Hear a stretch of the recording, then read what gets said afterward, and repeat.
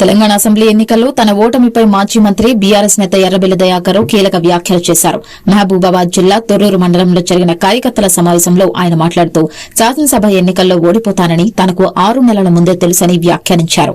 కానీ కేసీఆర్ ప్రోత్సాహంతో పోటీ చేసినట్లు చెప్పారు. కేసీఆర్ తెలంగాణను 10 ఏళ్లు దార్శనికతతో పాలించారని అన్నారు.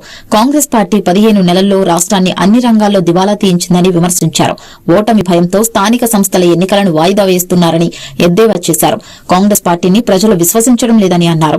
రాష్ట్రంలో ఇప్పుడు ఎన్నికలు వస్తే బీఆర్ఎస్ కు 100 సీట్లు వస్తాయని జోస్యం చెప్పారు. ముఖ్యమంత్రి రేవంత్ రెడ్డికి వ్యతిరేకంగా 25 మంది కాంగ్రెస్ ఎమ్మెల్యేలు రహస్యంగా సమావేశమయ్యారని వ్యాఖ్యానించారు. రాహుల్ గాంధీ గత 6 నెలలుగా రేవంత్ రెడ్డికి అపాయింట్మెంట్ ఇవ్వడం లేదని అన్నారు. ముఖ్యమంత్రి ఢిల్లీ పెద్దలతో మాట్లాడి ఆయన పర్యటనను రద్దు చేయించారని ఆరోపించారు. ముఖ్యమంత్రి సోదరులు ఎమ్మెల్యేలు మంత్రులు రాష్ట్రంలో అవినీతికి పాల్పడుతున్నారని ఆయన అన్నారు.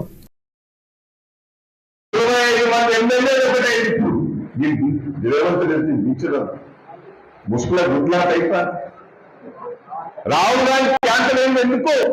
రాహుల్ గాంధీ వరంగల్కి వచ్చి జనంలో అభిప్రాయం తీసుకుందామని. రేవంత్ రెడ్డి ఎట్లా చెప్తారు? రేవంత్ రెడ్డి అబద్ధం మాటలు చెప్తాను, ఇది చేసినా అది చేసినా రాహుల్ గాంధీ చెప్తాను. రాహుల్ గాంధీ టైం కూడా ఇస్తారు. ఈ మోసకార్యం తెలిసిపోయి రాహుల్ గాంధీ గారు కూడా 6 నెలల నుంచి టైం ఇస్తారు. నిన్న వరంగల్ కొద్దామని ప్రయత్నం చేస్తే ఇక నా పనులు పోతున్నారు, పోయి కాలు కట్టుకున్నారు, పోయి ఫోన్ చేసి వాడుతుంది అని చెప్పిండు.